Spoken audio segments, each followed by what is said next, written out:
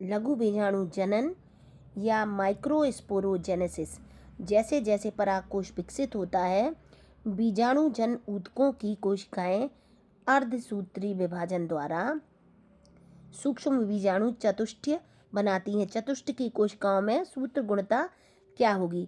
तो आप यहाँ पे देख रहे हैं माइक्रोस्पोर मदर सेल से क्या बनेंगे? माइक्रोस्पोर मदर सेल से बनेंगे पोलन ग्रेन।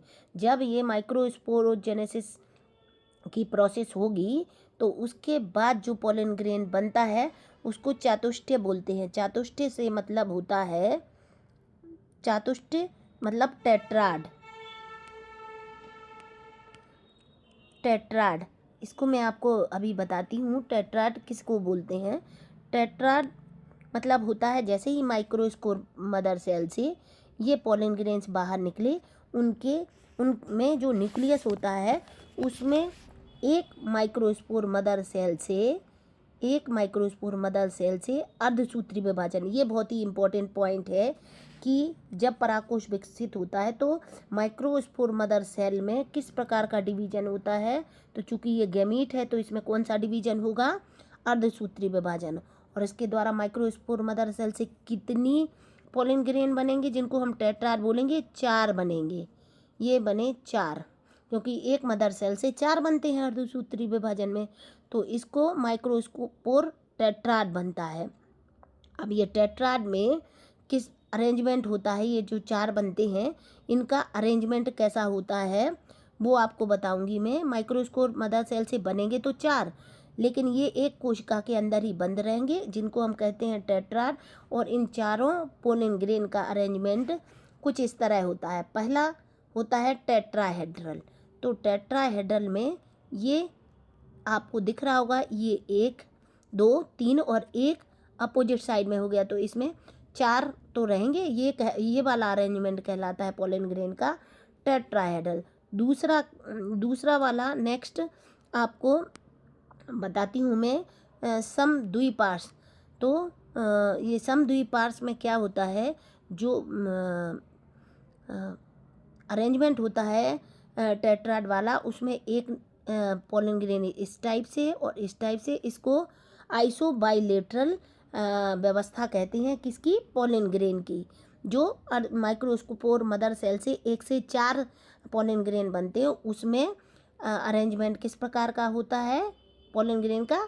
इस तरह से। इसको आइसोबाइलेटरल कहते हैं। इसके बाद तीसरा अरेंजमेंट आप देखिए, तो तीसरा होता है डिक सेट। डिक सेट में किस तरह से होता है? डिक सेट में आपको ये 2 ऊपर की तरह दिखेंगे, ये एक नीचे दिखेगा और एक अपोजिट डायरेक्शन में होगा। इसको बोलते हैं Dick set arrangement of pollen grain या टेट्राड। अब इसके बाद आपको नेक्स्ट अरेंजमेंट है टी आकार का अरेंजमेंट। टी आकार के अरेंजमेंट में क्या होता है, ऊपर की तरफ दो पोलन ग्रेन रहते हैं और फिर नीचे की तरफ, देखिए ये मैंने गलत बना दिया, इसको मैं आपको फिर से बना के बताती हूँ। ये इसमें इस प्रकार के अरेंजमेंट में ऊपर की तरफ 2 न्यूक्लियस, फिर नेक्स्ट एक तीसरा और इसके बाद एक चौथा। तो ये वाला टेट्राड का अरेंजमेंट कहलाता है टी के आकार का अरेंजमेंट। इस अरेंजमेंट के बाद आता है नेक्स्ट लीनियर या रेखिक अरेंजमेंट। तो रेखिक अरेंजमेंट में क्या रहते हैं, चारों पोलन ग्रेन कुछ लाइन में अरेंज होते हैं, 1 2 3 4।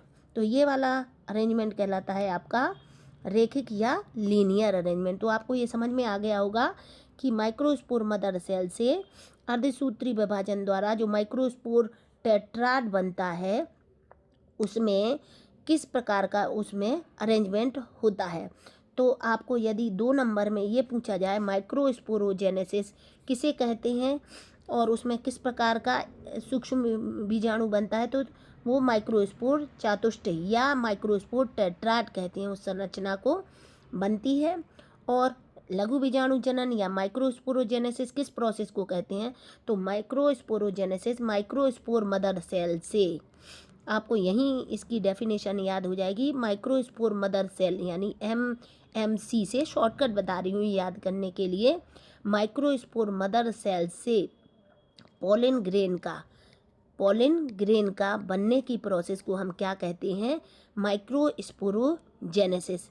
क्या कहते हैं बच्चों? माइक्रोस्पोरो मदर सेल। अब यदि क्वेश्चन में आपको पूछूं जिसका आंसर आप मुझे कमेंट में करेंगे कि स्पोरोजेनेसिस से जो माइक्रोस्पोर टेट्राड बना है उसमें क्रोमोसोम की संख्या कितनी होगी बच्चों? ये आप मुझे कमेंट करके बताएंगे, जिससे मैं ये पता लगा पाऊंगी कि आपको कितना समझ में आया। और यदि आपको लगता है कि ये आपको नहीं समझ में आया तो ये मेरा वीडियो आप फिर से इसको पॉज करके रिवर्स करके देखिए ताकि आपको ये समझ में आए। जैसा कि बीजाणुजन ऊतक की प्रत्येक कोशिका एक लघु बीजाणु चतुष्ट की वृद्धि करने में सक्षम होती है।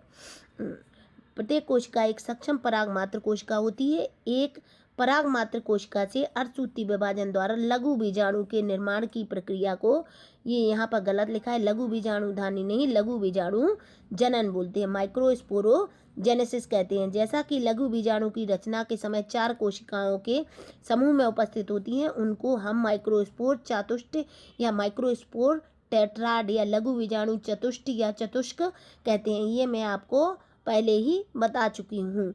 जैसे ही परागकोश या एंथर परिपक्व हो जाता है, वह फट जाता है और स्फुरित माने होता है वो फट जाता है, तब लघु बीजाणु एक दूसरे से अलग हो जाती हैं और पराग कणों के रूप में विकसित हो जाते हैं। तो अभी मैंने आपको बताया था कि लघु बीजाणु जनन किसे कहते हैं? तो लघु बीजाणु जनन माइक्रोस्पोर मदर सेल से, एक बार और रिवाइज कर देती हूँ, माइक्रोस्पोर मदर सेल से क्या बनता है? माइक्रोस्पोर टेट्राड, जिनका अरेंजमेंट में भी मैंने आपको बताया था। और जैसे ही ये बनता है, ये बनने की प्रक्रिया ही माइक्रोस्पोरोजेनेसिस कहलाती है।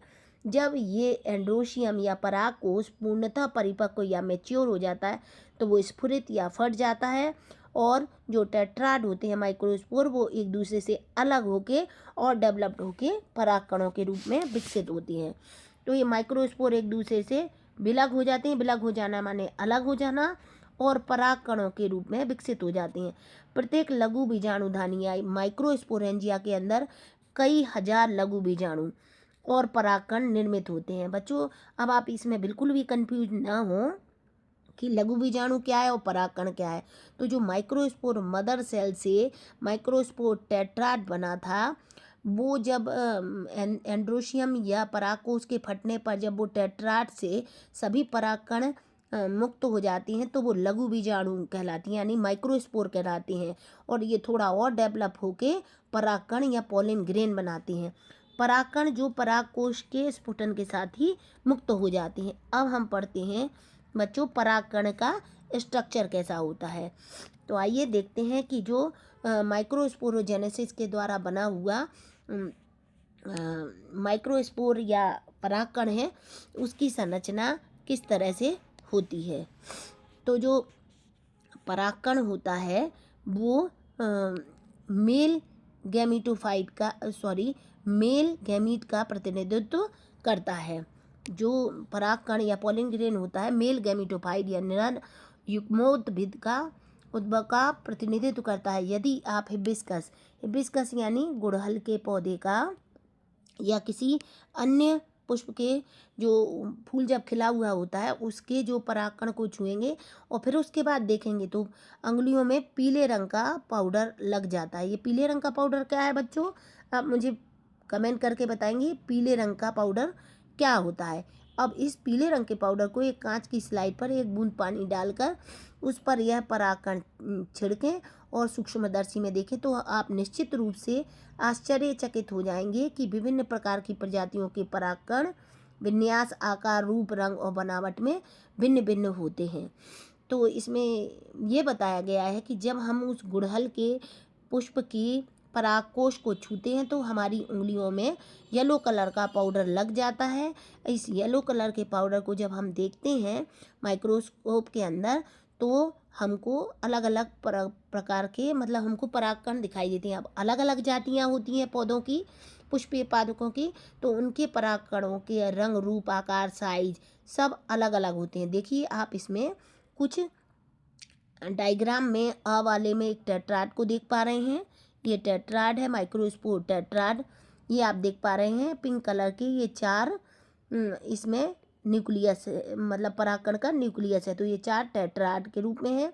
ये अलग अलग प्रकार के परागकण इसमें, ये वाला, फिर ये देखिए स्पाइंस हैं, और ये नेक्स्ट आपको ये वाला आप देखेंगे, ये सारे परागकणों की स्ट्रक्चर आपको दिखाया हुआ है। ये वाला जिसमें स्पाइंस टाइप के दिख रहे हैं, ये सभी परागकण हैं।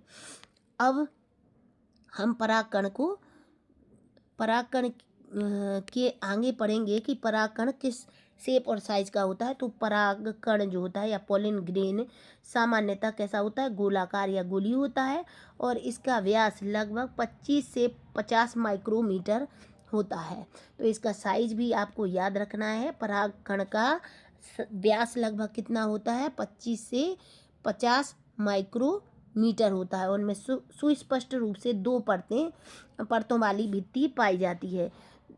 कठोर वाली बाहरी भित्ति को बाहचोल या एक्साइन कहते हैं, जो कि स्पोरोपोलेनिन से बनी होती है, जो कि सर्वाधिक ज्ञात प्रतिरोधक कार्बनिक सामग्री है। तो बच्चों, जो हम ये पोलन ग्रेन देखते हैं, ये पोलन ग्रेन में आप देख पा रहे हैं कि ये जो 2 लेयर बनी हुई हैं, एक बाहर की तरफ और एक अंदर की तरफ। ये मैं आपको अलग अलग कलर से बना के बताती हूँ।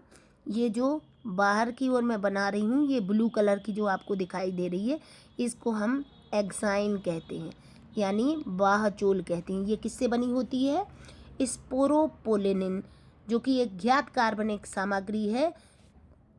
बच्चों, ये क्वेश्चन आपको कॉम्पिटिटिव एग्ज़ाम में भी और वैसे भी बोर्ड एग्ज़ाम में भी पूछा जा सकता है कि जो पोलन ग्रेन है उसकी बाह्य भित्ति होती है, वो किसकी बनी होती है, तो वो बनी होती है स्पोरोपोलेनिन की, और वो अब तक सबसे ज्ञात कठोर पदार्थ होता है।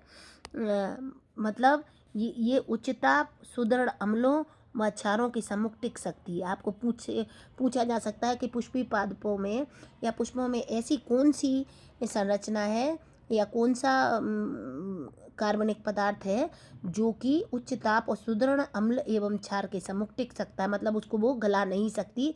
तो बच्चों, वो एक्साइन या बाहचोल के द्वारा स्रावित होने वाली स्पोरोपोलेनिन है। और इसमें आज अभी तक कोई ऐसा एंजाइम नहीं पता चला है कि जो स्पोरोपोलेनिन का निम्नीकृत कर सके, माने उसको तोड़ सके। तो इस पर बाहरी किसी ताप का या एंजाइम या केमिकल का कोई इफेक्ट नहीं पड़ता है। अब परागकण के बाहचोल में एक सुस्पष्ट द्वारक या रंध्रक होता है, जिन्हें जनन छिद्र कहते हैं, जहां पर स्पोरोपोलेनिन एब्सेंट होता है या अनुपस्थित होता है। परागकण जीवाश्मों की भांति बहुत अच्छे से संरक्षित होते हैं, क्योंकि उनमें स्पोरोपोलेनिन की उपस्थिति होती है। यदि हम क्वेश्चन को इस तरह से पूछें कि परागकणों को क्या संरक्षित किया जा सकता है जीवाश्म की तरह, तो क्यों नहीं, कैसे कर सकते हैं या क्यों हो जाते हैं वो। तो जो पोलन ग्रेन होते हैं, पोलन ग्रेन की बाहर जो एक्साइन होती है, उसके द्वारा स्पोरोपोलेनिन की वो बनी होती है, जिस पर कोई केमिकल या किसी भी धूप या किसी भी ताप एंजाइम का कोई प्रभाव नहीं होता। हम उसको अच्छे से प्रिजर्व करके रख सकते हैं। और प्रिजर्व करके ये क्यों कर सकते हैं, प्रिजर्व क्यों करें हम उनको पोलन ग्रेन को, आप कमेंट करके बताइए बच्चों। बाहचोल आप मुझे ये कमेंट करके बताएंगे, और आशा है आप सभी से ही आंसर बन जाएगा।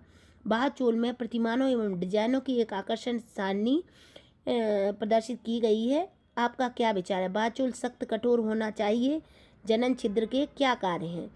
तो बच्चों, इसको मैं आपको इसके डायग्राम में बताती हूँ।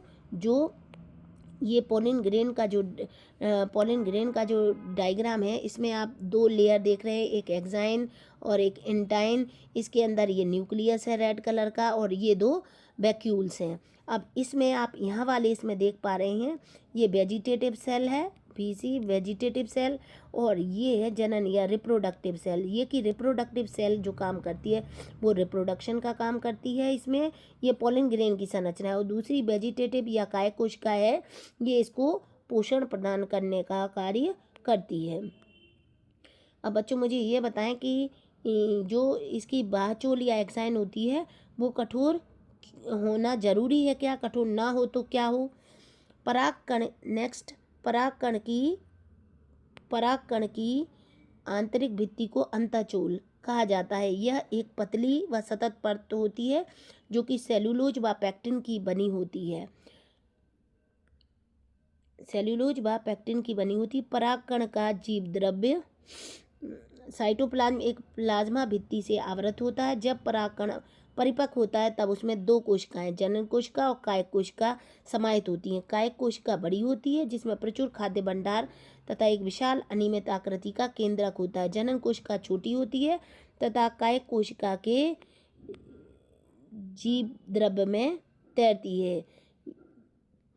यह तरकु आकृति घने जीव द्रव्य और केंद्रक वाला होता है। तो बच्चों मैं आपको बता चुकी हूँ कि जो पोलन ग्रेन होता है उसमें एक कायक कोशिका होती है जिसमें प्रचुर खाद्य भंडार होता है। ये वाली प्रचुर खाद्य भंडार होता है जो इसको पोषण प्रदान करती है, जबकि दूसरी होती है जनन कोशिका जो कि जनन में पार्टिसिपेट करती है। जब अब नेक्स्ट हम पढ़ेंगे, जब 60% से अधिक आवृतबीजी पादपों के परागकण इस दो कोशिकीय चरण में झड़ते या संगलित होते हैं। तो जितने भी फ्लावरिंग प्लांट है यानी आवृतबीजी पादप हैं उनके परागकण जो होते हैं इस दो कोशिकीय चरण में, दो कोशीय माने जिसमें एक रिप्रोडक्टिव सेल हो और एक वेजिटेटिव सेल हो, इस रूप में झड़ते हैं या संगलित होते हैं। शेष प्रजातियों में जनन कोशिका समसूत्री विभाजन द्वारा विभक्त होकर परागकण के झड़ने से पहले दो नर युग्मकों को बनाते हैं। जैसा कि 60% में तो ऐसा ही होता है, 60% में कि इसी दो कोशिकीय में झड़ जाता है, लेकिन शेष में क्या होता है, जो जनन कोशिका है वो समसूत्री विभाजन द्वारा विभक्त होकर परागकण के झड़ने से पहले दो नर युग्मकों को बना लेगी। तो यहाँ हम देख सकते हैं कि यहाँ जो रिप्रोडक्टिव सेल है, ये वाली रिप्रोडक्टिव सेल है, ये क्या करेगी, अधिकांश में तो क्या करती है, लगभग 60% में इसी अवस्था में झड़ जाते हैं, लेकिन बाकी में ये रिप्रोडक्टिव सेल जो होती है ये झड़ने के पहले ही कौन सा विभाजन करती है, समसूत्री या माइटोटिक सेल डिवीजन करती है। और फिर दो मेल न्यूक्लियाई, कितने, दो मेल न्यूक्लियाई बनाती है। आपको क्वेश्चन में ये भी पूछा जा सकता है कि जो परागकण होते हैं, परागकण में कितनी, जो परिपक्व परागकण होता है उसमें कितनी कोशिकाएं होती हैं, तो एक होती है वेजिटेटिव और दूसरी होती है रिप्रोडक्टिव। अब हम आइए आगे बढ़ते हैं। अनेक प्रजातियों के परागकण कुछ लोगों में गंभीर एलर्जी एवं श्वसनीय वेदना पैदा करते हैं जो कभी कभी चिरकालिक श्वसन विकार जैसे दमा, श्वसनीय सूत आदि के रूप में विकसित हो जाती हैं। जब भी ये परागकण परिपक्व हो के बाहर निकलते हैं तो ये कुछ लोगों में, जैसे ह्यूमन बीइंग में, गंभीर एलर्जी या रेस्पिरेटरी ट्रैक्ट में उनके गंभीर तरह की बीमारी जो आगे चल के दमा या रेस्पिरेटरी जो सूजन वगैरह आ जाती है, सोत मतलब होता है एक तरह का इन्फेक्शन जिससे सूजन आ जाती है, सांस लेने में दिक्कत होती है। यह बताया जाता है कि भारत में जो आयातित गेहूं के साथ उगने वाली गाजर घास, जिसको कि हम पार्थेनियम कहते हैं, की उपस्थिति सर्वव्यापक हो गई है, जो परागकण, जिसके परागकण एलर्जी का कारण है। अब इसको आपको एक एग्जाम्पल देके बताया गया है कि भारत में आयातित हुआ है गेहूँ जो कि मैक्सिको से आया था। ये गाजर घास इसको बोलते हैं जिसका नाम है पार्थेनियम। पार्थेनियम जो अब आई है वो भारत में यहाँ कहाँ हो सकता है, आप जहाँ रहते हो वहाँ पे भी ये देखने को मिलती है, बहुत जल्दी ग्रोथ करती है और इसके परागकण बहुत से लोगों में एलर्जी का कारण है। परागकण पोषणों से भरपूर होते हैं।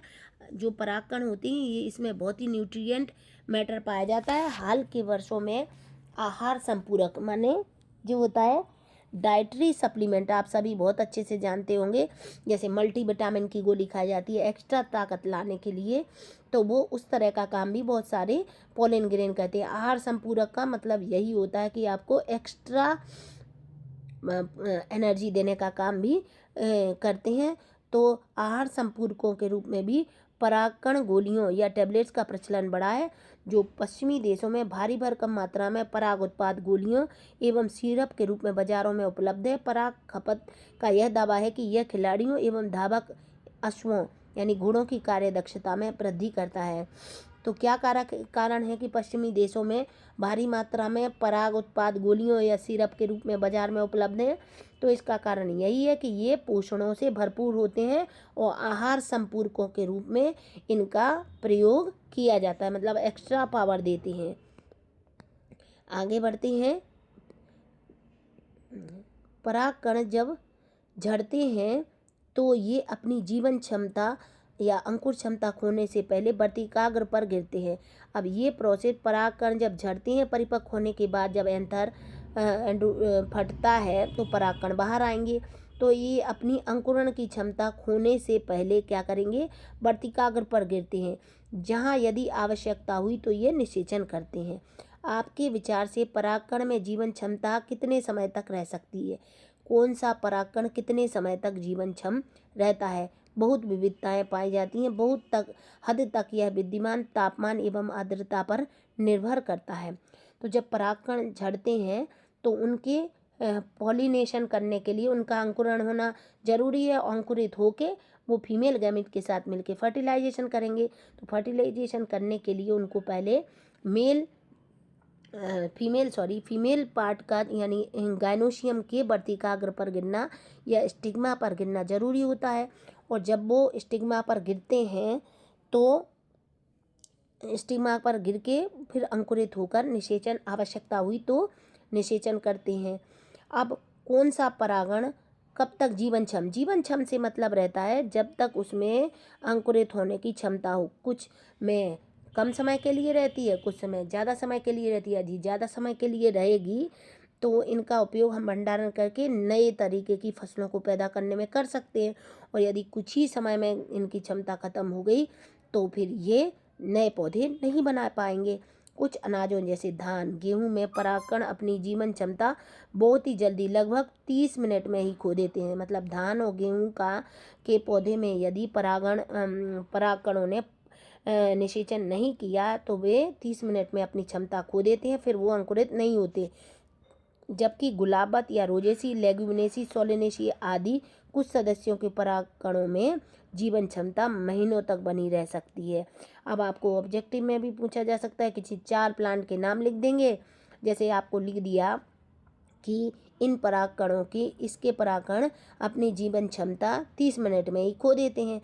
अब आपको दे दिया लेग्यूमिनेसी, सोलेनेसी, रोजेसी और एक दे दिया गेहूं वाली फैमिली, तो आपको लिखना है गेहूं वाले पे निशान लगाना। इस तरह से भी पूछा जा सकता है। आपने शायद सुना हो कि कृत्रिम गर्भाधान के लिए मानव सहित बहुत से जानवरों के वीर्य या सेमन या शुक्राणुओं का भंडार किया जाता है। बहुत से प्रजाति के परागकणों को द्रव नाइट्रोजन में -196 डिग्री सेंटीग्रेड में कई वर्षों तक भंडारित करना संभव है। इस प्रकार के भंडारित पराग का प्रयोग बीज भंडार की भांति पराग भंडारों के रूप में फसल प्रजनन कार्यक्रम से किया जा सकता है। बच्चों, जैसे कि मनुष्यों में कृत्रिम गर्भाधान, मनुष्यों में भी और जानवरों में भी क्या करते हैं, मेल के सेमन या वीर्य को जिसमें कि शुक्राणु रहते हैं उनका भंडारण या स्टोरेज करते हैं, ताकि फिर हम उसका उपयोग किसके लिए करवा सकें, निषेचन के लिए करवा सकें। जैसे कि कुछ बहुत अच्छी प्रजाति का कोई पौधा है, अब मान लो हमको उसको दूसरी जगह उसका दूसरी फीमेल पौधे से भंडारण करके उसकी उच्च किस्म का या अच्छी किस्म का पौधा अगला प्राप्त करना है, तो हम उसके क्या करेंगे, उसके शुक्राणुओं को या वीर्य को भंडारित करके रख लेते हैं। मानवों में भी ये बहुत चलता है। अब इसी तरह से पौधों में भी क्या करते हैं, परागकणों को द्रव नाइट्रोजन में, जो लिक्विड नाइट्रोजन होती है, -196 डिग्री से, मतलब काफ़ी इसको हम कहेंगे जो कि जैसे कि इंजन में क्रायोजेनिक इंजन होती है ना, जो बहुत ही कम तापमान पर उसको फ्यूल को जलाते हैं, ताकि ये हमारा जो अपलिफ्ट होता है, जो भी रॉकेट वगैरह छोड़े जाते हैं या सैटेलाइट छोड़े जाते हैं, क्रायोजेनिक टेक्निक कहलाती है, जब बहुत ही कम टेम्परेचर पर हम किसी को स्टोरेज करते हैं तो इसी तरह से परागकणों को भी लिक्विड नाइट्रोजन में -196 डिग्री सेंटीग्रेड पर कई वर्षों तक भंडारित या स्टोरेज कर सकते हैं। और इनका प्रयोग हम बीज भंडार में और या पराग भंडारों में कर सकते हैं, और ये फसल प्रजनन कार्यक्रम में किया जा सकता है। बच्चों, ये फसल प्रजनन कार्यक्रम क्या है?